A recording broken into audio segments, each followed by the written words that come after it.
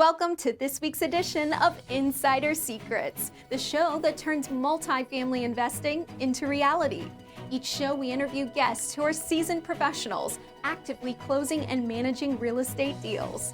Your host, Mike Morawski, has more than 30 years of multifamily real estate investing and property management experience. Mike is the founder of My Core Intentions and has been involved in over $285 million of transactions. Focuses on helping you create short-term cash flow and long-term wealth. Here's your host, Mike. Hey, good afternoon, everybody. Welcome back. I guess we are live. Hey, special event this afternoon, Tuesday episode being broadcast during the week here live. And I'm joined by Bryce McKinley. God, I'm so excited, Bryce, that you're here today. Over the last couple of months, we've gotten to know each other, really dive into each other, who each other is and where we come from. And I thought I had before we got on, I was on C-Rock's podcast. And the question he asks everybody up front is, what are you made of? And I thought, man, oh man, I need to ask Bryce this question. Because here we are, a couple of guys that have come from rags to riches, maybe from riches to rags, depending on where you're at, what part of the life we're in, right? And where we're headed. And my goodness, look where we're at now. So here, let me do this real quick. Everybody, welcome to Insider Secrets. Hey, if somebody, go wake them up right now, give them a nudge, tell them to jump on live and listen to this. This episode today, this special edition is going to be crazy. I have no idea where we're going to go here this afternoon or what we're going to talk about. But I know Bryce and I are going to bring a bunch of deep dive real estate stuff to you, some good conversation, some things for you. Follow me, follow Bryce on Instagram, Facebook, Twitter, LinkedIn, all the social media platforms. Like us, love us, subscribe, do everything that you guys normally do and enjoy this ride because here's who Bryce is. For over 20 years, he's flown into some of the biggest corporations to fix sales teams and teach people how to have better conversations that result in more bigger sales to close more sales often. He's discovered, refined, and perfected the conversation in a way to build trust and get prospects to open up that no one else has figured out. I think one of the things in our space that's really important is sales, is the ability to be able to build that relationship and sell. People say, hey, I'm not a sales guy, but you are. If you're going to buy an off-market deal, if you are trying to lead your wife, you're a sales guy. I don't care what anybody says. So he's really good at what he does, and we're going to dive into that. He focuses on dead simple processes that you'll be able to start using immediately and see results in your very next sales conversation. You're going to leave here with the skills and confidence to transform your life. All you have to do is trust the process. Bryce, welcome to the show this afternoon. What is going on, everybody? Thank you, Mike. I appreciate you, man. Thank you for having me. If you're watching this right now, you're going to want to share this out. So first thing you do is you hit share. Tag 2 or 3 people in real estate that need maybe a little bit of inspiration. Maybe they want to know how to have a better conversation, or maybe you're doing business and you just want to go to the next level, or you're just getting started. Whatever you do, just don't do nothing. Like it, love it, hate it. We don't care, but give us a little engagement to help others get the message that we're about to drop here today. Mike, thank you so much for having me, man. I'll tell you guys, if you don't know me, I'm an international keynote speaker, motivational speaker. I've been hired by Tony Robbins, Les Brown, Ty Lopez, Jerome Maldonado, Alex Meir, Dr. Eric Thomas. I just spoke with John Maxwell Bradley and Hal Elrod, just to name a few, but that's not necessarily who I am.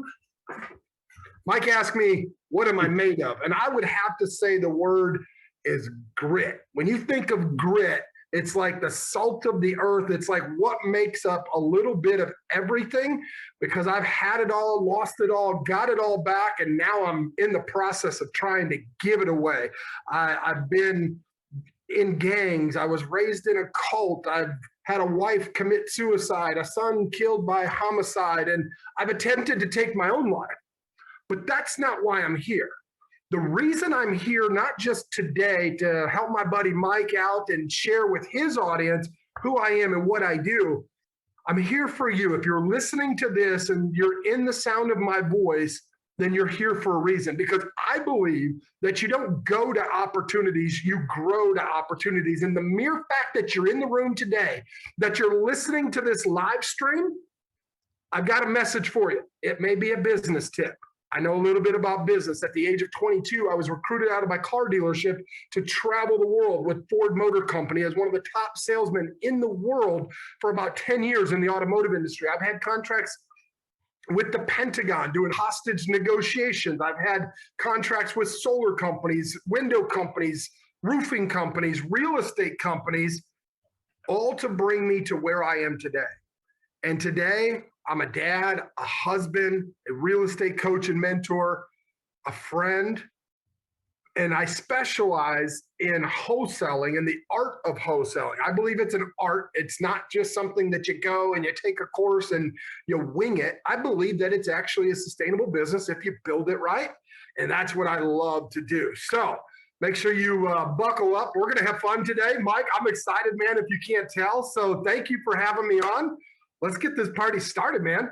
Hey, Bryce, before we start walking a little bit further, how do I do that tag thing?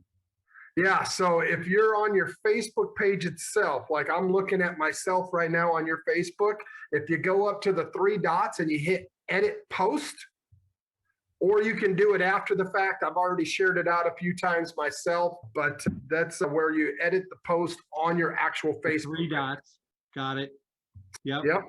And then you just type in right there where my name is. The easiest way to do it is just put the @ sign before the letter B, and then go over to the end of the letter Y on McKinley and delete one, and my name should pop up. You hit enter, and then you hit save this post. That's right, you guys. I just gave not only Mike, but all of you a quick lesson on social media. If you guys can't tell, I've got a backwards hat. I've done a few social media posts in my life, so this is fun for me. Did that work for you, Mike? Yeah, got it. We're done. Oh, so you should be good now. Yep. I just got the notification. I was tagged in it. Good to go. All right, good. Listen, here's what I want to do. Bryce, you've had a long, rocky road. Your ride has not been easy. You had a whole bunch of success a few years ago. And what happened? Life took over. What happened? Where are you at today and all of that? And how'd you get to where you're at today? Yeah, so, man, I started out in real estate after losing my wife to a battle of drugs and alcohol because she had lost a son back in 2006. At the end of the day, what happens in real estate, I don't believe stays in real estate. And I joke about this, right? What happens in real estate stays in real estate. No, it doesn't. What happens in real estate affects the world. And I was working, I had a contract with Tyco Corporation at the time, and that's what moved me to Texas. And after my wife passed away, I lost my marbles for about 18 months. I snorted and drank $80 million in 5 companies in a matter of 2 years or less. And I was battling some severe depression. I found out that I had a baby on the way in March of 2010, and that would be the start of the transformation in my life. And when that happened, I ended up sobering up, and I ended up moving to Texas for a contract I had with ADT Tyco Corporation, as I mentioned earlier. And that brought me into the real estate space. I started trying to figure out ways to help ADT, the alarm company, sell more alarms, which put me in touch with real estate agent. As you all know, if you start networking with real estate agents and people in real estate, you start getting targeted for ads and targeted for this and targeted for that. And one day I came home from being out and about with work. I came home early, and my son's mom had overdosed. She's passed out. There's pills everywhere. My little baby boy, a couple months old, is on the floor, and I'm like, this ain't happening again. I picked him up, and what does every good gangster do? Make sure he protects himself. I took some pictures, put him back in the mess, took some pictures, took him, and we went to a hotel room. And I get some slack about that because I was really protecting myself and my boy at the time. How would you feel in that fight or flight mode? So please don't judge me. At the time, that's what I felt was best. And it helped me get custody of my boy, and it helped me set me and my family up for success down the road. his mom did live, and we're on good talking terms. She talks to him all the time, so don't give me a hard time. But ended up working with ADT in this contract, and in the process of going through this custody battle, losing this contract, Mike, and I was no longer in my house. I was sleeping in my car. The last little bit that I had left over from my nest egg from years prior went to this custody battle.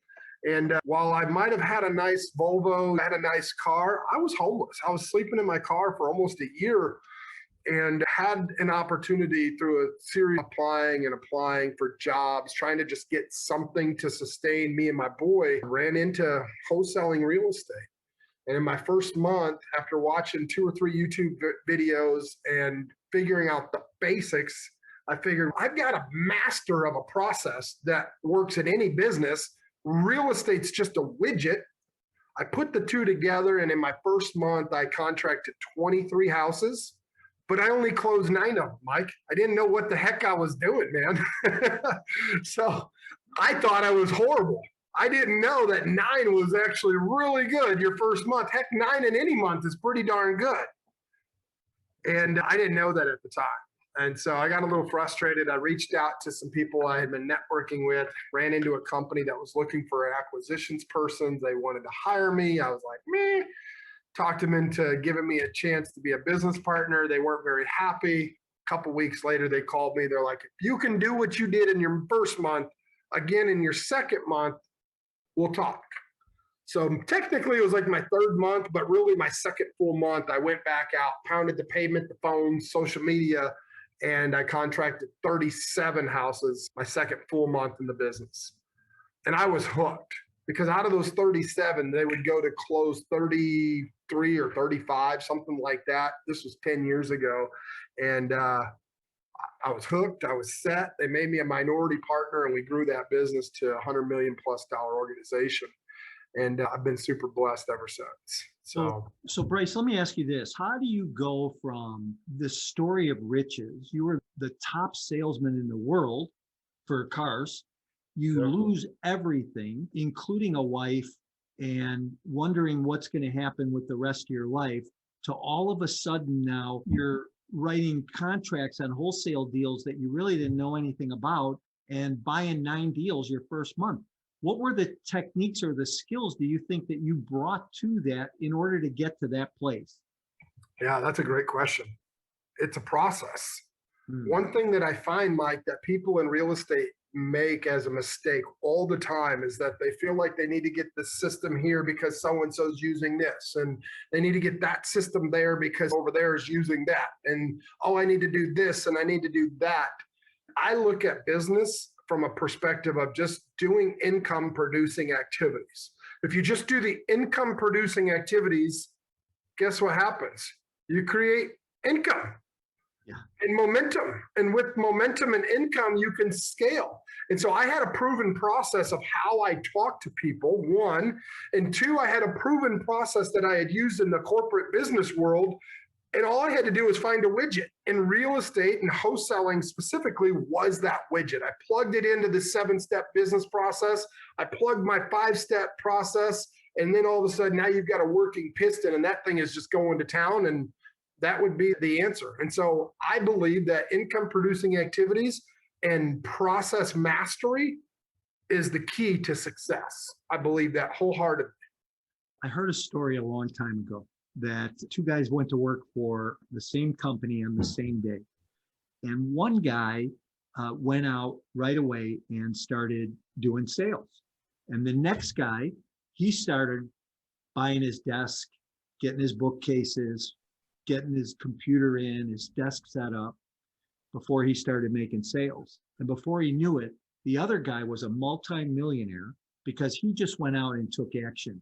And that's the same thing you're talking about. Is so many people, I think, get hung up on, I have to do this, or I have to get this right, or get everything in line before they actually step out and take action.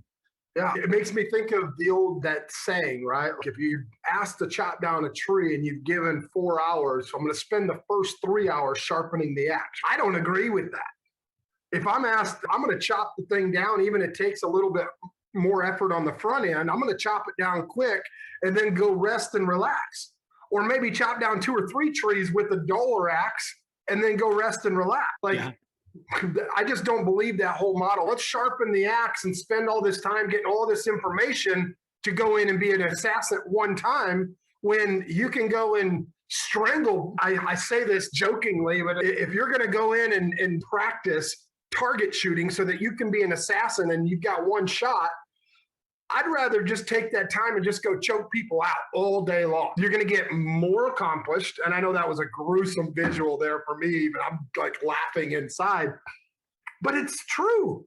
Most of the time, people always come to me with questions of, gosh, Mike, what do you do when you do this? What do you do when you do this? And if you had the process mastered, you wouldn't even be asking that question. Step number 1, marketing out. Go figure. Everybody tells you, go do a networking events and go meet up this and go do this and go do that. Go drive for dollars and try to find that needle in the haystack that you might actually end up offending somebody because what you think is an ugly house is their decorations that grandma left to them. It's like, never thought about it like that. So income producing activities first. Market out to homeowners. Go figure. You want to buy a house? You want to wholesale a house? Put marketing out to homeowners. So step number 1 is very simple. It's marketing out. Step number 2 is almost like not even a step. When you consistently put marketing out, leads will come in. That's crazy. It's simple. Here's 2 things that you've alluded to. One is success leaves clues, right? So you've been very successful. People need to hear what you're saying. Because, and my listeners especially, need to understand that it's not brain surgery. None of this is. They're simple fundamentals. I talk about when I first went in the real estate business and somebody made me a cassette tape and I listened to that over and over again. And those basic fundamentals were what helped me to grow my business and scale my business. Just like you, I went and sold 78 houses in 9 months for sale by owners, didn't know anybody. I followed basic, simple fundamentals. And then the second piece is massive action equals massive results. And you've alluded to both those things in this conversation. And I think that's huge. And just go to work. Yeah. I love what my son said. My son, hashtag the middle school millionaire. He was speaking a couple years ago at an event, and there's about, I don't know, 5,000-6,000 student athletes in Chicago. And he's at this event, and Mike, you and I being from Chicago, it was Rockford. It wasn't actually Chicago. So it was in Rockford. So let's just get it right. And most people, that's right outside of Chicago, but 2 hours away. Anyways, all that to say, he's at this event in Northern Illinois, and people were like, what do you do when this happened? And he looked in the audience and he said, the problem is that people don't take action. I figured out that the gun that killed the most people was the gunna. I'm gonna build a list. I'm gonna go to an event. I'm gonna drive for dollars, and you're never gonna actually do a deal. And then you're gonna be pissed off at your coach that you've been following and you spent all this money on and you didn't get results. Heck, there's a reason my company's name is REI Results. That's what we do. Income producing activities, massive action on the front end, massive results on the back end. You're absolutely right, Mike. Yeah. So Bryce, tell everybody how many deals you do monthly. Yeah. So when you put marketing out and leads come in, step number 3 is you have a conversation and you get contracts. That's crazy. So when you start looking at contracts, I'm looking at my board right now. I just showed you earlier before we went live, Mike. We've got 15 pending and 2 contracted this week. We do that in 4 markets. We're talking 30, 40 deals a month in 4 markets, 5 markets. And so we'll be in 15 markets by the end of the year. But at the end of the day, if you look at my track record, I even took a 1.5 year hiatus. About 3 years ago, my partnership and I that I talked about earlier, I ended up walking away from that.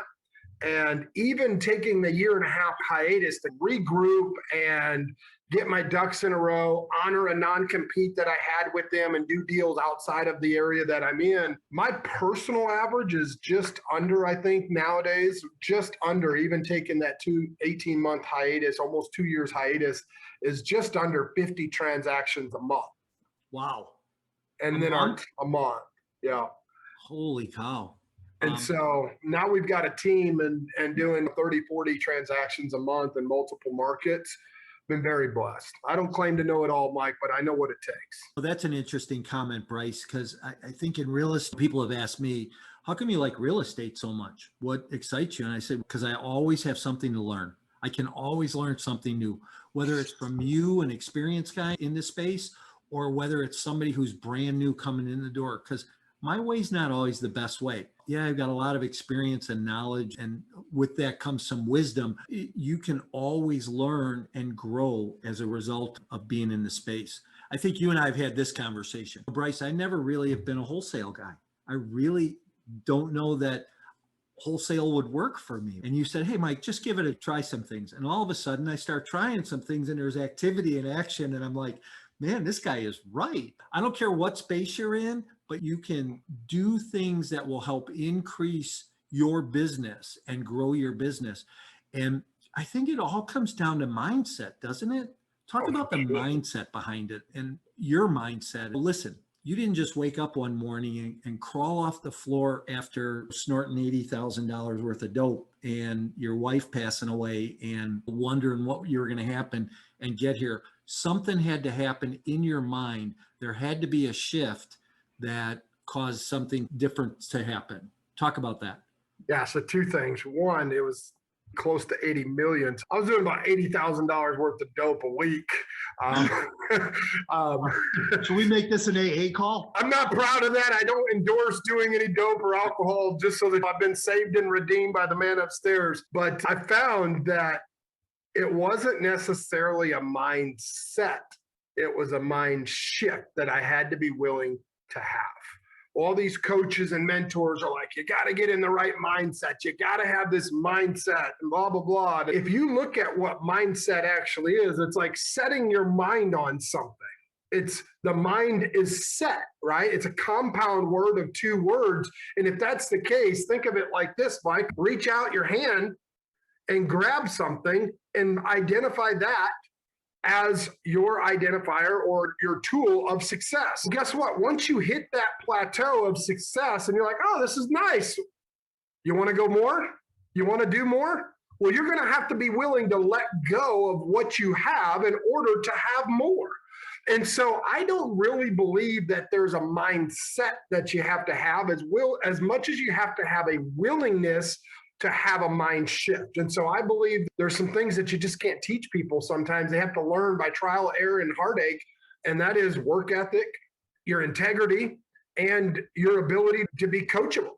And those things are just things that you just can't coach anybody to have. It has to come from life experience and being humble and willingness to learn. And so the mind shift that I realized, I'll never forget when I was 17 years old and hanging out, gangbanging and dope dealing and being an idiot. While I was fighting this case, I had this deacon or priest or somebody come into the county jail where I was sitting. And I asked him, I'm like, what do you feel is like the reason for success in your life? And he told me he was like 90 years old and he had the energy of a 40-year-old, 50-year-old. He was still pretty energetic. And this guy is, I live life as if there's always another explanation. And if we can have the mind shift that there's always another explanation, Mike, the sky's the limit. The sky is the limit. Yeah. Man, there's a lot there in what you just said there. You said something that's, you mentioned one word, coachable. I ask people, you're a coach, I'm a coach, we work with people, I'm in the multifamily space, you're in the wholesale, space. When I ask somebody if they're coachable, they invariably say yes. But when you get in, a lot of times people aren't coachable. And it's because I think it goes back to that mindset stuff. Are you open-minded? Can you change? Change is hard. People don't like to change. And unless you're willing to be open to that and you can change, that coachable comment can get distorted for people. Do you find that with people you work with? Oh, absolutely. I think that change is inevitable. Growth is a choice. That's the difference. Growth is a choice. You're going to change over the years, whether you choose to be bitter or you choose to be happy. If you choose to let your past circumstances dictate your life, like we've been through some things, brother, here. Like We change whether we wanted to or not. Change is inevitable. But the ability to use that change and learn from it and grow is a choice. And that's why I say, like I said in the beginning, we don't go to opportunities, we grow to opportunities. And so the fact that we're having this conversation, man, it's sharpening me. I'm sure it's sharpening you. And I'm glad that somebody's listening out there that needs to hear this, because the change in your life, that's inevitable. That's going to happen whether you want it or not. Yeah. But you have to be willing to choose to learn from past mistakes, look forward through the bigger sight of vision, and grow. Look at your car. You're driving down the road. You've got a huge window to look out and a small little tiny reflection of your past. So why are you dwelling on things of your past, holding you back from the big, bright future ahead of you? Choose to have that reflection as an indicator to grow, and you'll go so much further. You can make that choice and get hung up on what happened or where you're at today and stay stuck because you choose then not to make a choice to move into tomorrow, to take a risk, to move forward, to do something different. And I see so many people get stuck there. My story, my situation, I could have made a choice to sleep all day, do nothing, not get up, and I didn't. I made a choice to change my life, to make a difference, to be able to make a difference in somebody else's life. And I think that goes back to that C-Rock's comment about what are you made of? It comes down to that. Bryce, what are you working on these days? Whew. That's a great question. So I just started a men's group last week, actually, on Monday nights. Mike, I'd love to invite you if you're interested. It's a faith-based men's group, but there's no denomination, no preaching or anything going on. So it's a group of men that are just going to get together Monday nights, 9:30 Central, and just hang out and really sharpen each other. I feel I've seen some glimpses of my future, and it has to do with a lot of ministry and stuff like that. I believe God was a gangster. He cussed out the priest and all the things in the temple. And so I swear a little bit more than I probably should, but I know that he loves me. And so we're just going to have a hangout group where guys just sharpen each other. So I'm really working on this men's group. I'd like to take that and move that into ministry to pastors and lead pastors, because what do pastors have at the end of the day? They have nobody but a flock of people following them and other people trying to fight for their position. Oh, wait, the pastor died, so I become the pastor. And that's the wrong reason to get into ministry. And so I'm working on this mastermind for pastors. I've got feelers and emails and conversations started with some of the greatest pastors all over the world. T.D. Jakes, Tony Evans, Stephen Furtick, just to name a few, Joel Osteen, working on getting them together in this men's mastermind every Monday night. Mike, I'd love to have you join us if you're available. Yeah, I'd love to. And it's virtual? Yeah, it's virtual. Absolutely. So, Alex, if you could put Mike's email on the men's group on Monday night, it's 9:30 Central. So that's the first thing. That's my mission. That's my passion, is to really change men's lives so we can be better leaders for the women and children in our lives and the men around us. Second to that, man, the vehicle or the fuel that fuels that is my real estate company. And so by the end of the year, we plan to be in 15 markets and be the go-to when it comes to real estate coaching and mentoring in and around the wholesaling space, as there's not another coach or mentor I know out there that's got a 100% success rate. We do.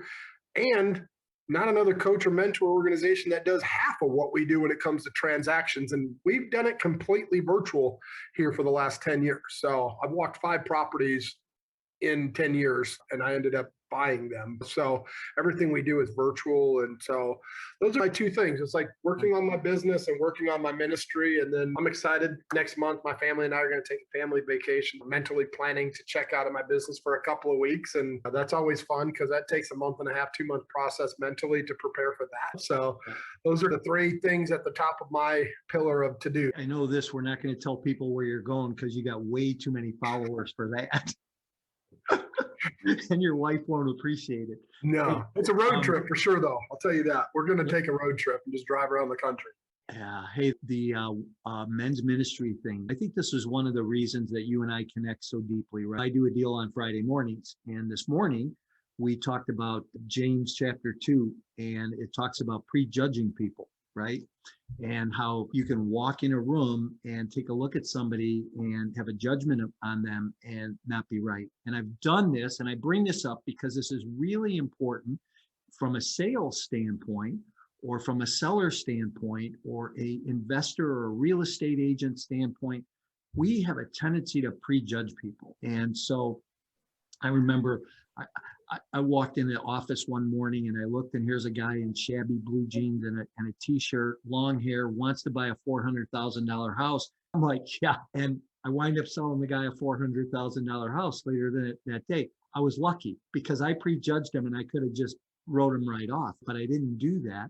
And I'm making a long story short, but we do that with people. And I think that that's one of those things that from a sales technique, a standard, that people really need to stay out of that space. Do you work with people on that at all, or talk to people about that?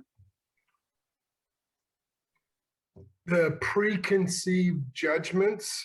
Yeah, I think at the end of the day, the human brain is conditioned to make decisions based on past experiences. I've been a master, I don't know if I've even shared this with you, Mike, but I've been a master practitioner of NLP and sales and persuasion for 20 plus years.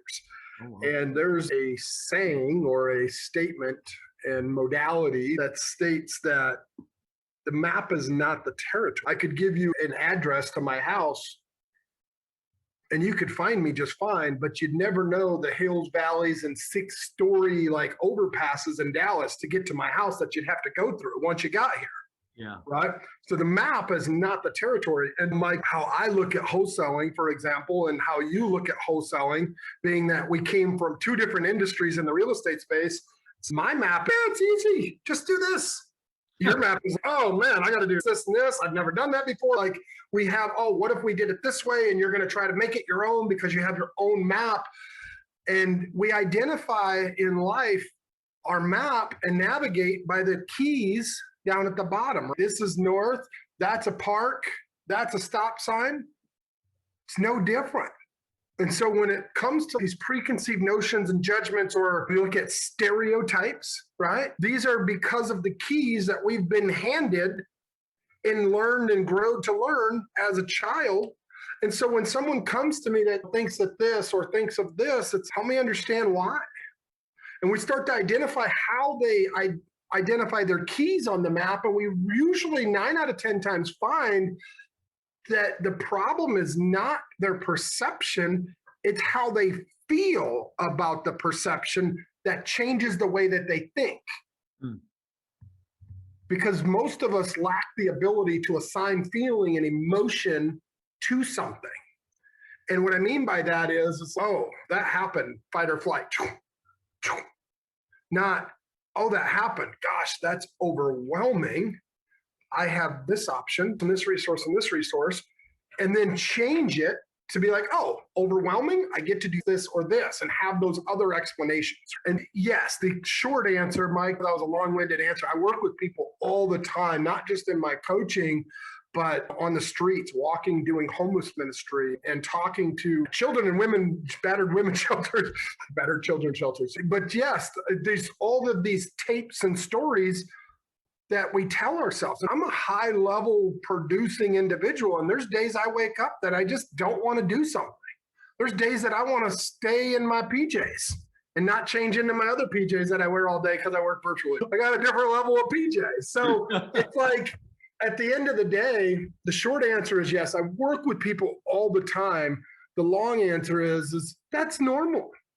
What's not normal is to stay there.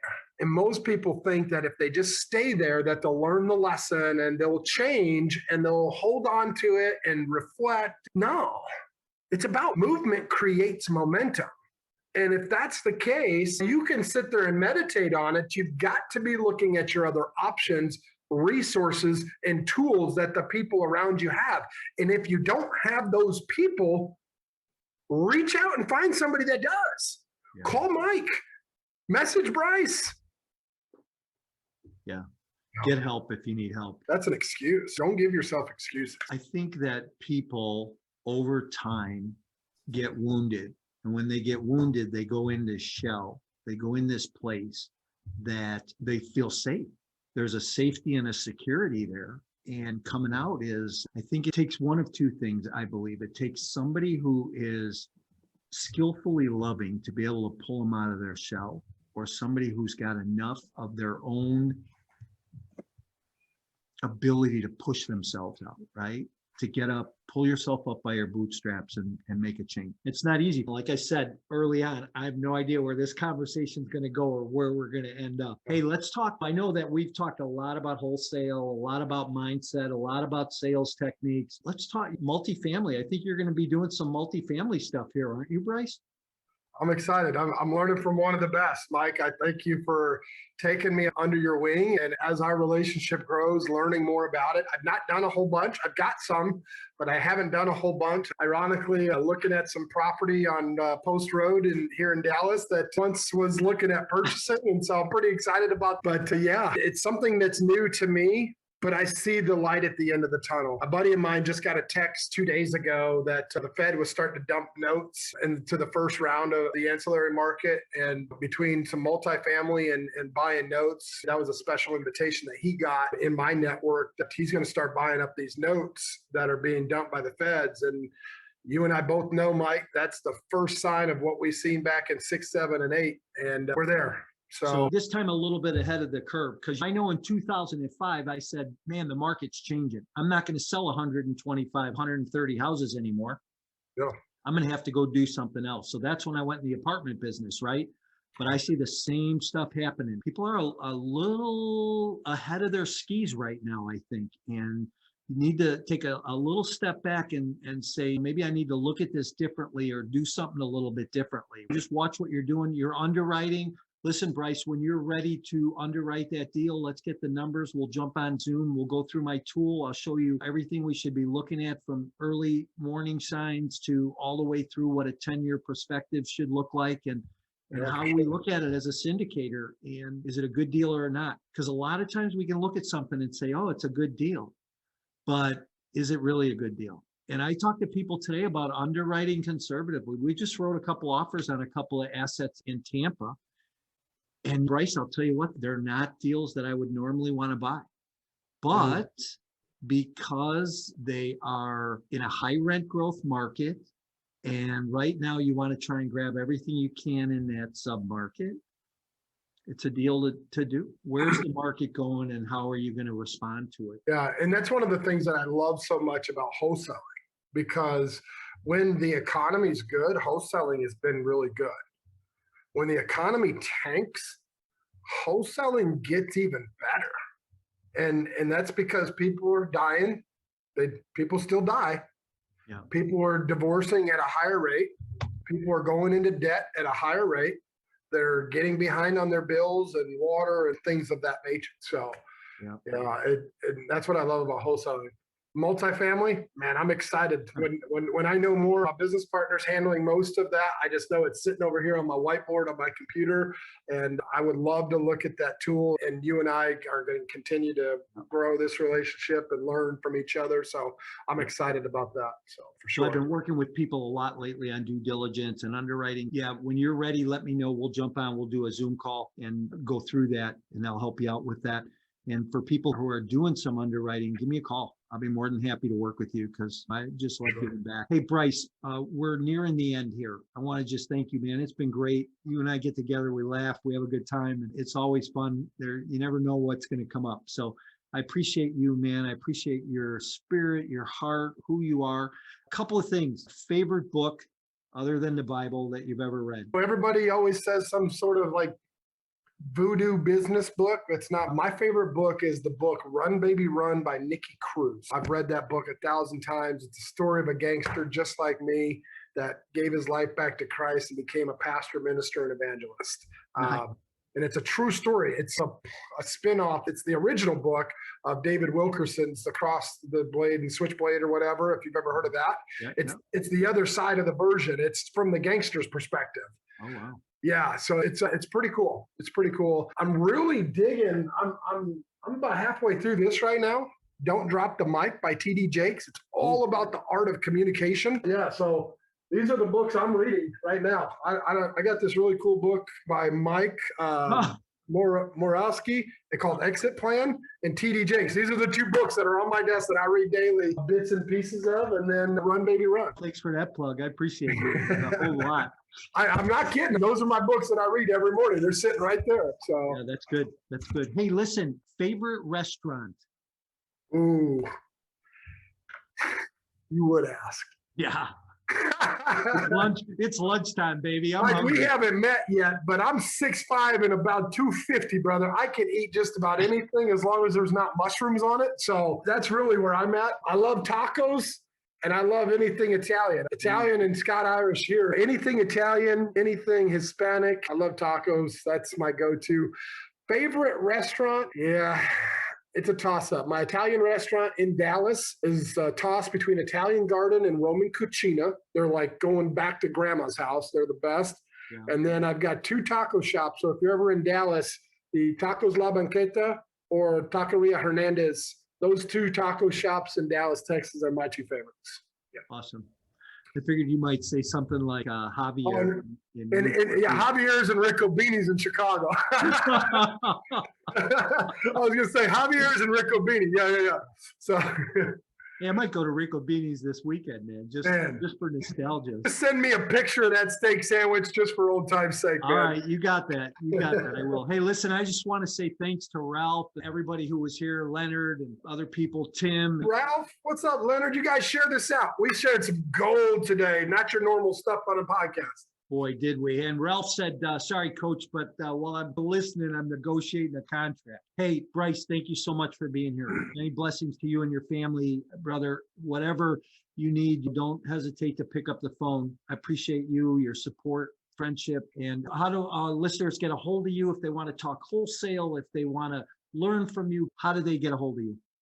Yeah, so thank you for that, Mike. And same goes to you, man. Thank you so much. I know we're short on time. I've got a hard stop in 3 minutes. I got to get on my next meeting here. Mike, do me a favor. You call me tomorrow after 1 p.m., anytime after 1 tomorrow. I'm available. Let's you and I catch up. For the rest, you can see my Instagram right here on my screen. Coach Sharpen on Instagram, Bryce McKinley on Facebook, LinkedIn. But you're going to want to really follow the REI Results Academy. If you go to reiresultsacademy.com, it's by investors for investors, and we are about to launch an app that's going to change the way real estate's done, whether it's multifamily, syndicate deals, wholesale, fix and flip, sub-twos, short sales, whatever you do, you're not going to want to miss this, because you're going to be able to do all of those deals virtually from your phone and have access to my network. And I've been hired by some of the greats, as I said at the beginning of this thing. And so reiresultsacademy.com, it looks, feels, and smells like Facebook, but we own it in-house. So there's news feeds and groups and chats and all of that stuff. But it also communicates to our forward-facing business, everyhouse.io, to where we lead gen in all of those arenas. So it's an opportunity for you to not only network, but also buy leads from people that are actually reaching out to us. Nice. Let me repeat that. We put marketing out and leads come to us. You're never going to find a hotter lead than a lead that reaches out to you. And everyhouse.io or REI Results Academy, we're going to change the way the business is done over the next 3 to 6 months. So go there and register. Nice. Thanks, Bryce. Hey, everybody, thanks for being here today. And I just want to remind you, just say, Alexa, play Insider Secrets, and you'll get the most recent issue. You'll be able to hear Bryce again. Everybody, we'll see you next week on Tuesday, Insider Secrets. Bryce, thanks again, brother. We will talk to you tomorrow. God bless. Thank you, Mike, and thank you for joining us for another great episode of Insider Secrets. As always, Insider Secrets is brought to you by My Core Intentions. Join us on social media and visit mycoreintentions.com, where you can get expert coaching on all things multifamily investing and property management. We're looking forward to having you back again next week for more Insider Secrets.